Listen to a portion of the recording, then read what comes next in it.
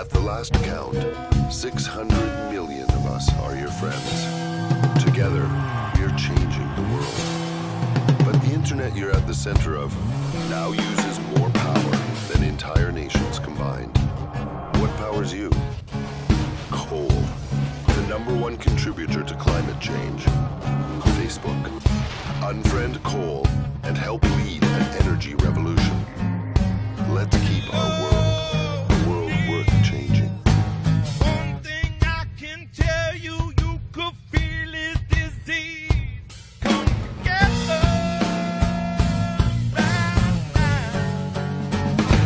over chair.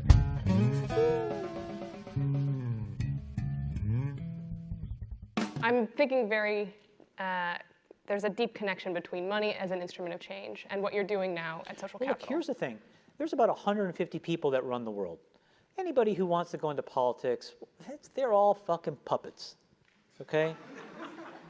There are 150, and they're all men, that run the world, period, full stop. They control most of the important assets. They control the money flows.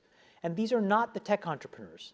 Now, they are going to get rolled over the next 5 to 10 years by the people that are really underneath pulling the strings. And when you get behind the curtain and see how that world works, what you realize is it is unfairly set up for them and their progeny. Now, I'm not going to say that that's something that we can rip apart, but first order of business is I want to break through and be at that table. That's the first order of business. And the way that I do that is by proving that I can do what they do as well as they do it. And then do it better than how they do it. Because at the end of the day, they are commercial fucking animals. Okay? And they'll open the door out of curiosity and they'll let me stay because I add value. And then once I'm there, I can open the door for other people who can try to do the same thing. So my entire goal now is to be in a position to aggregate enough of the capital of the world to then reallocate it against my worldview. And I'm not saying my worldview is the best or right, but it is mine. And at the end of the day, there are 150 other fucking guys with their worldview, and they don't give a shit what you think about their fucking worldview. That's the truth. And so why not me? Why not? Why not one of you? Why not? And so in my life now, I'm just kind of like, why not? Why the fuck not? You said that this is a time for soul searching in social media businesses, and you were part of building the largest one. What soul searching are you doing right now on that? I feel tremendous guilt. I think we all knew in the back of our minds, even though we feigned this whole line of like, there probably aren't any really bad unintended consequences. I think in the back, deep recesses of our minds, we kind of knew something bad could happen. But I think the way we defined it was not like this. It literally is a point now where I think we have created tools that are ripping apart the social fabric of how society works. That is truly where we are. And I would encourage all of you as the future leaders of the world to really internalize how important this is. If you feed the beast, that beast will destroy you. If you push back on it, we have a chance to control it and rein it in. And it is a point in time where people need to hard break from some of these tools and the things that you rely on. The short-term dopamine-driven feedback loops that we have created are destroying how society works. No civil discourse, no cooperation, misinformation, mistruth. And it's not an American problem. This is not about Russian ads. This is a global problem. So we are in a really bad state of affairs right now, in my opinion. It is eroding the core foundations of how people behave by and between each other. And I don't have a good solution. You know, my solution is I just don't use these tools anymore. I haven't for years. It's created huge tension with my friends, huge tensions in my social circles. If you look at, like, you know, my Facebook feed, I've posted maybe 2 times in 7 years, 3 times, 5 times. It's like it's less than 10. And it's weird. I guess I kind of just innately didn't want to get programmed. And so I just tuned it out. But I didn't confront it. And now to see what's happening, it really bums me out. Like, think about, like, there were these examples where there was a hoax in WhatsApp where in some like village in India, people were like afraid that their kids were going to get kidnapped, etc.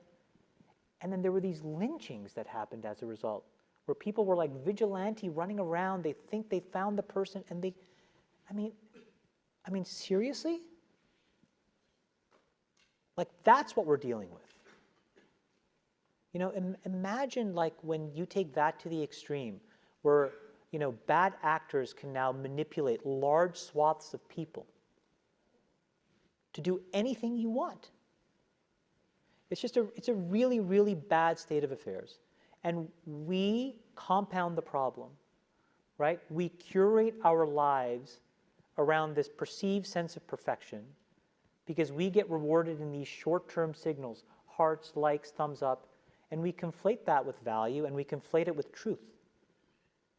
And instead what it really is fake, brittle popularity that's short-term and that leaves you even more, and admit it, vacant and empty before you did it. Because then it forces you into this vicious cycle where you're like, what's the next thing I need to do now? Because I need it back. Think about that compounded by 2 billion people. And then think about how people react then to the perceptions of others. It's really bad. It's really, really bad. It sounds like you're taking deep personal responsibility also in being a part of it. I kind of, look, I did a great job there, and I think that business overwhelmingly does positive good in the world. Where I have decided to spend my time is to take the capital that they rewarded me with and now focus on the structural changes that I can control. I can't control that. I can control my decisions, which is I don't use this shit. I can control my kids' decisions, which is they're not allowed to use this shit. And then I can go focus on diabetes and education and climate change. And that's what I can do. But everybody else has to soul search a little bit more about what you're willing to do, because your behaviors, you don't realize it, but you are being programmed. It was unintentional, but now you got to decide how much you're willing to give up, how much of your intellectual independence.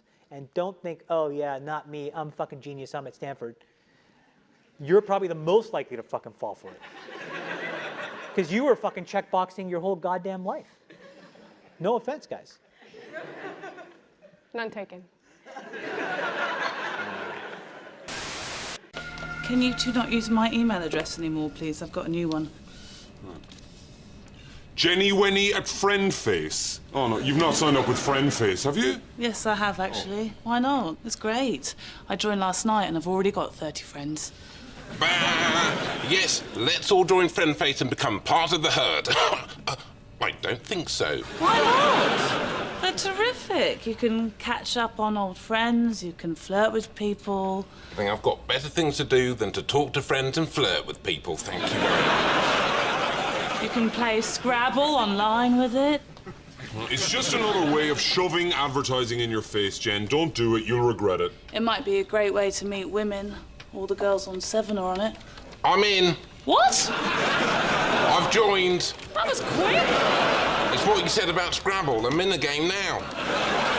I'm in! What? I've joined! What about the advertising? Oh, advertising doesn't have any effect on me, Jen. I tune it out. So, the girls on 7, Kimberly, she's on this? Uh-huh. Oh, cool, look! They've got this great little game on their homepage. You have to throw a little can of cola into a giant mouth. That's brilliant. God, I'm so thirsty. I'm thinking there's a deep connection between money as an instrument of change and what you're doing now at Social Look, Capital. here's the thing. There's about 150 people that run the world. Anybody who wants to go into politics, they're all fucking puppets, okay?